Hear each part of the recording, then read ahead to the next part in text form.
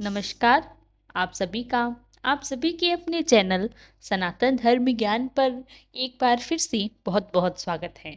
आशा करते हैं आप आपके परिवारजन सभी स्वस्थ होंगे और बहुत ही अच्छे होंगे। आप सभी जानते हैं हमारे चैनल के माध्यम से अद्भुत कथाओं की श्रृंखला का क्रम जारी है। तो आज भी आपके लिए हम बहुत ही विशिष्ट विशेषांक लेकर आए हैं। आशा करते हैं आपको ये विशेषांक अवश्य पसंद आएगा। तो आइए बिना देर किए लेकर चलते हैं आपको आज के अद्भुत विशेषांक की ओर। जैसा कि आप सभी जानते ही हैं कि हमारे चैनल के माध्यम से कई सारे अद्भुत कथाएं हम आपके लिए लेकर आए हैं और आप सभी के लिए बहुत अच्छी प्रतिक्रियाएं हमें देखने को मिलती है, जिसके लिए हम आप सभी का बहुत बहुत धन्यवाद करते हैं। आज आपके लिए एक ऐसा विशिष्ट विशेषांक लेकर आए हैं जिसमें गुरुजी के द्वारा, महाराज जी के द्वारा कुछ ऐसे संतों का नाम उजागर किया गया है जिन्होंने अपने जीवन को सार्थक करते हुए एक नए उच्च आयाम को प्राप्त किया, जो आज तक किसी के भी द्वारा अछूता है। ऐसे ही एक विशिष्ट महासंत हुए हैं इस धरा पर, जिनका नाम है श्री गौतम बुद्ध जी। श्री गौतम बुद्ध जी ने अपने जीवन को एक ऐसे अनुरूप से, एक ऐसे आयाम से जिया है कि वह इस कलयुग की धरा पर होते हुए भी एक ऐसा जीवन जीकर गए हैं जो कि सदैव इस सृष्टि जब तक रहेगी तब तक इस सृष्टि पर उनका नाम अमर रहेगा।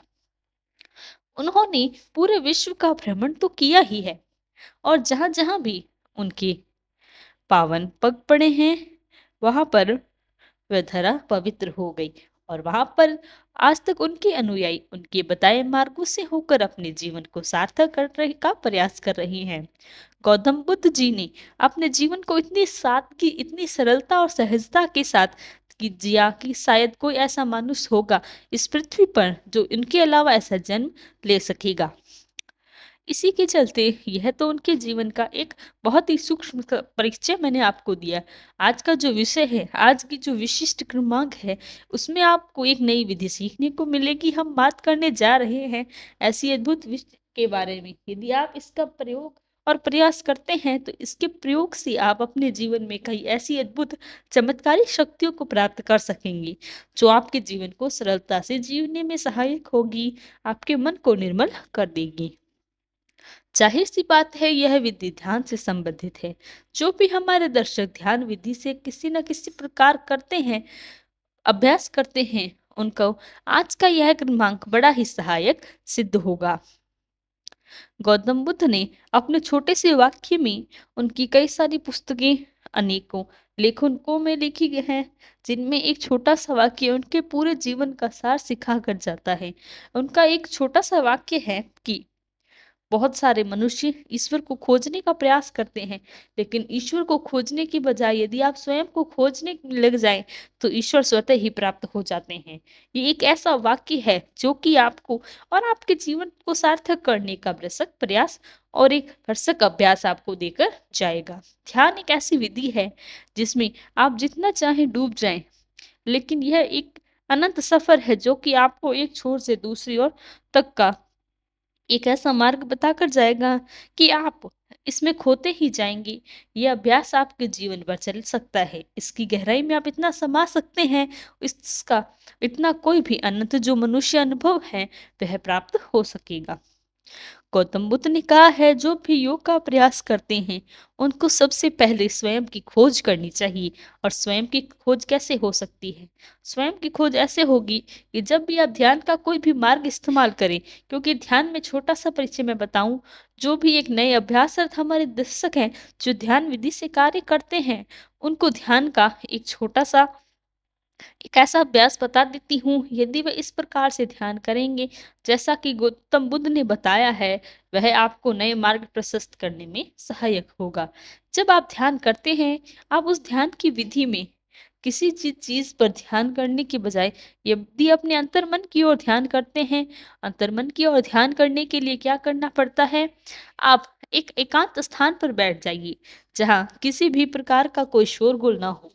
एक शांत स्थान पर बैठकर आप अपनी जो अंतर्वायु है, उस पर ध्यान केंद्रित करते हुए अंतर्मन की ओर पहुंच सकते हैं। अंतर्मन का यहाँ पर अर्थ है, आप सबसे पहले वायु पर ध्यान दीजिए, जो अंतर्वायु जो हमारा सरल सांस लेना का प्रयास है, उस अंतर्वायु पर ध्यान दीजिए और धीरे धीरे करके आप अपने अंतर मन की ओर अपने को खोजने का प्रयास करें।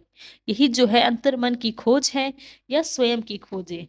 जब आप अपने अंतर मन की ओर ध्यान केंद्रित करते हैं, कुछ समय आप व्यतीत करते हैं, उससे आपको अप्राप्त होता है, आप स्वयं की खोज कर रहे हैं। और धीरे धीरे अब जब आप अपना ध्यान केंद्रित करते हैं, अभ्यासरत होते हैं, तो आप पाते हैं धीरे धीरे आप आपको ही खोज करना प्रारंभ कर देते हैं। इस अभ्यास को आप कितने भी बार किसी भी समय कर सकते हैं।